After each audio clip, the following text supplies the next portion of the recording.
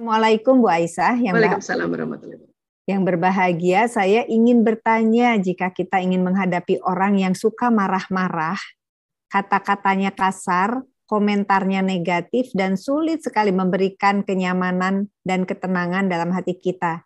Sampai saya merasa hati dan pikiran sudah lelah menghadapi situasi yang terus berulang. Bahkan rasanya saya malas untuk berkomunikasi dengan orang tersebut. Apa yang sebaiknya saya lakukan agar diri saya lebih bisa sabar?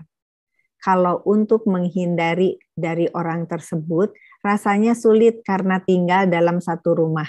Terima kasih. Biasanya mas suami nih yang susah. Ya. Baik. Menghadapi orang marah. Ya. Terus terang, kalau orang itu adalah anak yang masih satu rumah, atau suami, jelas banget itu, sudah satu rumah, satu kamar, satu tempat tidur. Atau misalnya ya, mungkin ipar yang satu rumah. Karena ini kan tadi tidak dijelaskan detail, tapi saya buka untuk secara umumnya ya. Atau mertua kah, atau orang tua yang satu rumah ya. Walau alam siapa orangnya ini. Memang kita ya sulit mengambil waktu untuk merilis ya emosi-emosi ini supaya naik ke atas. Ya, nah, tapi sekali lagi ya kita ini Allah kasih waktu pada saat kita sholat. Pada saat kita sholat, bayangkan ya kalau kita ikutin yang fardunya sehari 5 kali nih. Ya. Ada waktu di dalam sela-sela kehidupan kita yang bersama dengan somebody ini, someone sedang ya kita ada waktu yang sedang menyendiri. Di mihrab kita, di pojokan kita punya kamar misalnya, atau ada yang membuat musola khusus. Nah, pada saat itulah diberi kesempatan kita untuk memaafkan. Siapa yang dimaafkan? Satu, diri sendiri dulu. Kenapa memaafkan diri sendiri? Karena itu tadi ada kalimat bahwa saya terkadang antara hati pikiran telah lelah. Gitu ya. Itu saja kita harus minta maaf. Ya kok lelah, orang masih hidup kok lelah kan gitu ya. Makanya tapi kita terkadang kan lagi capek juga, makanya ya Allah saya mohon ampun ya Allah. Dan katakanlah ya Allah saya maafkan diriku ya Allah. Ini ada teknik namanya forgiveness therapy. Kalau di bahasa kita namanya muhasabah. Salah satu cabang dari muhasabah adalah forgiveness therapy. Untuk nafsi sendiri kan gitu. Ya Allah, saya maafkan diriku ya Allah. Kadang saya hadirkan diri kita gitu. Ya, saya sebut nama saya misalnya nih, sedang lelah karena kayaknya udah lagi capek banget ya. Ya, wahai Aisyah, saya maafkan dirimu. Saya tahu kau berupaya untuk menerima seseorang ini apa adanya, kekuatan kelemahannya, tapi kamu sedang capek, lagi kurang tidur, atau yang masih produktif, kamu lagi mau mens. Jadi kita ngomong gitu sama diri kita.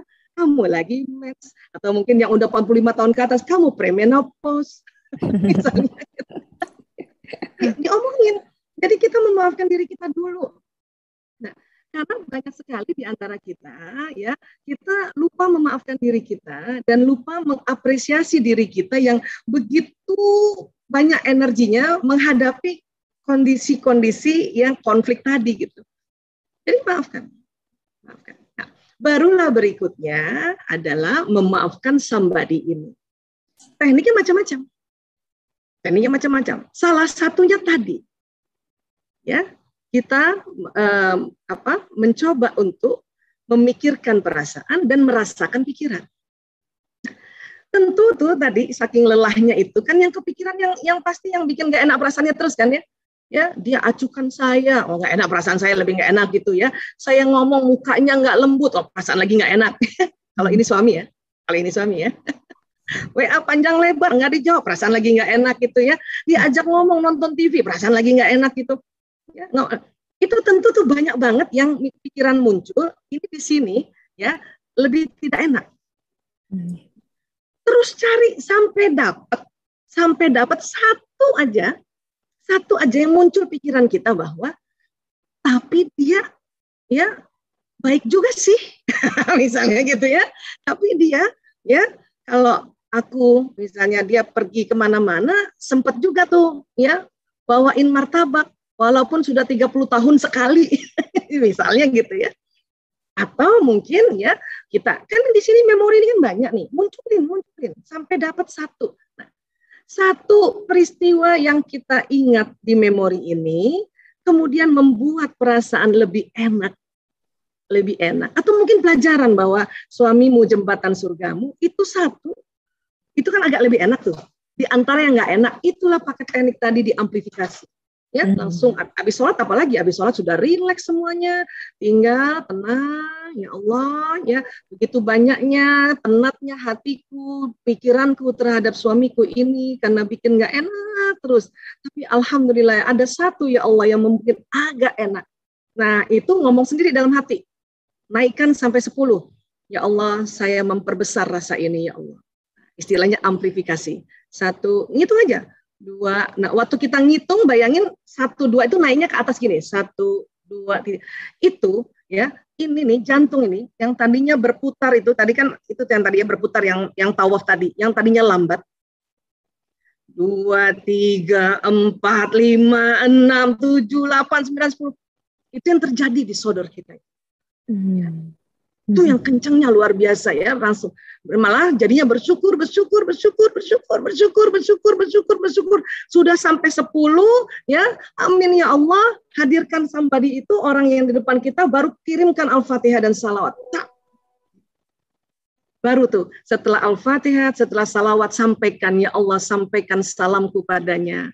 Aku berharap sih dia kalau aku ngomong, lihatlah mukaku sebarang sebentar, tak mengapalah. Ya Allah, saya berharap itu sampaikan.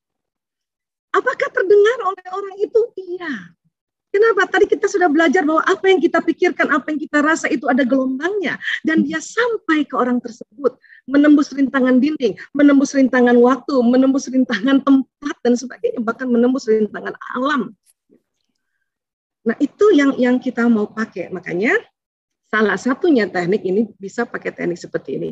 Apalagi ini, kayak kasus-kasus kayak gini nih Bu Isya nih. Yang sudah lelah banget. Yang sudah mencoba beristighfar gitu ya.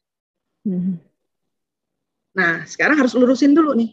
Karena banyak orang ngomongnya gini, saya kok udah istighfar, tapi kok belum saya ikhlas juga. Bu, udah syukur istighfar. Kalau nggak istighfar, lebih parah lagi tuh. Kan gitu, cara berpikir begitu. Maka pakailah teknik muhasabah ini dengan cara satu aja. Daripada yang tadi nggak enak, oh ada satu. Walaupun mungkin itu munculnya karena ilmu. Buktinya nggak enak bertahan 30 tahun. Maksudnya aku. 30 tahun ya, Bu ya. Ada sesuatu gitu kan yang memang kita harus cari, harus searching. Googling dia di otak kita itu, cari. Apa yang terjadi nanti? Ya Allah, Allah masukkan kita level ke mutmainnah, frekuensi kita naik ke pencerahan 700 sampai 1000. Dengan seperti itu vitalitas meningkat, imunitas meningkat, produktivitas meningkat, dan senyum tuh gampang banget. Jadi suami walaupun nggak senyum, kita langsung bilang, ayo udah makan. Padahal tadi susah banget, karena nggak ada frekuensi. Lihat suami langsung gini. Terus boro-boro mau ngomong, karena udah berat semuanya kan, udah berat. Biarin. Dan aja dicari makan sendiri. Gitu ya. Tapi tadi pada saat kita sudah naikkan frekuensi, masuk ke enlightenment yang 700 sampai 1000. Atau kan jangan itulah, masuk yang acceptance saja yang 350 Hz, ini senyum tuh gampang. Ya. Ya. Dipakai semua teknik itu ya. Untuk kadang frekuensi suka turun dikit. Nah, naikinnya lagi dengan nafas lagi. Ya. Makan. Yuk makan yuk. Nanti aja. Itu karena frekuensi itu begini. Tapi nggak terlalu merosot. Makanya semua kombinasi teknik kita pakai. Ya salah satunya ya teknik ini tadi. Memikirkan perasaan dan merasakan.